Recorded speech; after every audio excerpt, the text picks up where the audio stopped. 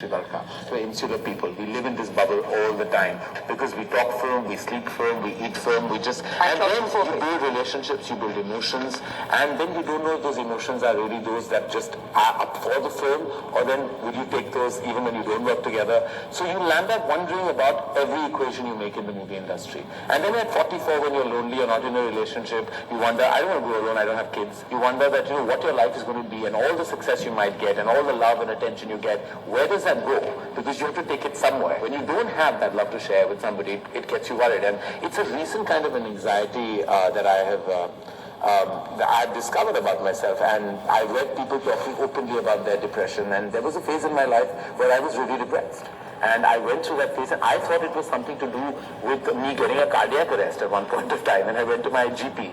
Were there panic attacks? He did, and he said, you're going through an anxiety attack. The symptoms are very similar, because I know the first time I had a panic attack, I actually thought I was having a heart attack. Exactly. So I remember rushing, and I didn't tell anyone. I just felt it. I was in the middle of a meeting 2.5 years ago. I left. I just said, sorry, I have to leave. There's something urgent come up. And I went straight driving through. I'd heard that Saif Ali Khan had felt something similar once. And when I went to, ironically, the same GP, Dr. Agarwal, he's the popular GP of most people in the movies. I went to him and he says, it's an anxiety attack. And I met a psychologist post that. And then I realized that I had to deal with some internal issues that had got built up and reached to this point that was resulting in this anxiety. Deepika Padukone on my program first came out about actually being recognized and diagnosed with clinical depression, and then she said it's really important to speak about it publicly. Are you saying you went through something similar? Well, she told me, the psychologist, she said you're going through depression, and as a result of that depression there's anxiety. There's no particular reason for it because it wasn't... It can be chemical. It was, and then I went through a series of medication for it. Antidepressant medication? It was anti-anxiety at that time. A year and a half post that, when I stopped that, I realized that, I was in a much better place. Like today I actually feel the emotion of excitement and happiness. There was an entire zone, and I don't want to sound like this poor little rich kid, like a kid, well, not at all, but like, who had gone. But it was genuinely only you know when you're going through it what you feel.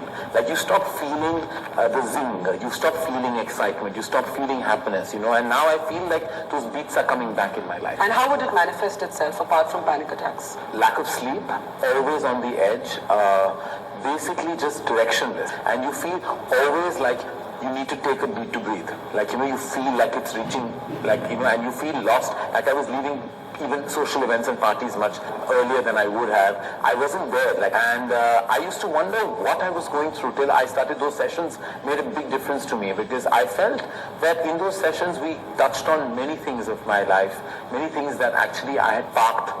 A catharsis, also even the fact that I had not dealt entirely with the loss of my father, though it's been 11 or 12 years. I felt the pain and hurt of certain relationships that had dwindled from my life.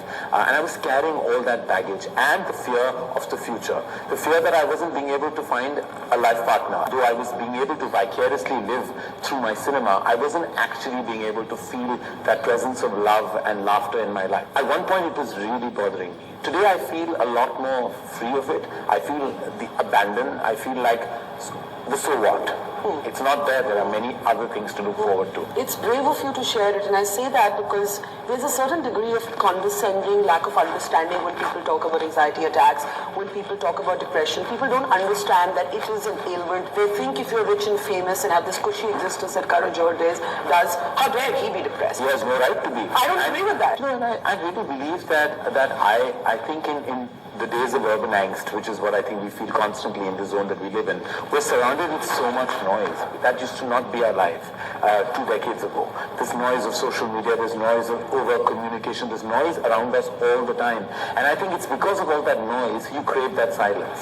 And I think that when you don't have that silence, there are other kind of, it manifests into other things. Like now when I look back, I feel I've seen older people go through it and we've never been able to diagnose it. Like I felt there was a phase in my father's life where I felt that he probably could have going through depression, and we kept feeling that he's become introverted all of a sudden. And I felt that had me and my mother really taken it up more seriously, because we would have understood it probably better then. We didn't. Today when I look back and I feel like there are so many people that we just think dwindle into silence and into their zone, and we think, abhi thode बुजुर्ग हो गए तो उनको छोड़ दो, but actually they're going through a lot. It's a disease. It can happen to you while, you're doing absolutely nothing with your life. You can be in a marriage, all sorted with your kids, everything, and you could find yourself depressed. Like Deepika Padukone was very brave to speak about it. She's gorgeous, she's stunning, she's successful.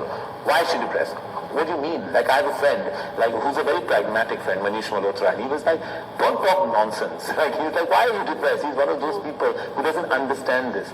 But when I went through it, it was the most dark period of my life. I can't explain to you the pain and anxiety and anguish. And what did you feel? Like, describe what you felt. Helpless, unhappy, sad, wanting to get onto a flight and always leaving the city. And walking the streets of other cities with nothing to say to anyone. Not getting out of my bed from my hotel room sometimes, and I wasn't being able to share this with anyone. I was making up meetings and reasons for me to leave the city. I found comfort in sleeping on a long-haul flight, waking up in a city where I didn't have to meet people, and being in my hotel room till 3 and 4 till I really got out to have lunch or just walk the streets with my thoughts. It was a very dark, deep, and a helpless time. I mean, there was nothing I could do about it. I passed because I was medicated, Varka. I went through psychology, and there's a difference between going to a therapist and a psychologist. I needed medication. It wasn't just counseling, you actually needed psychiatric intervention. I did need it, and when we spoke, and sometimes the psychologist is a blend of therapy and psychology, and it's always both. This lady kind of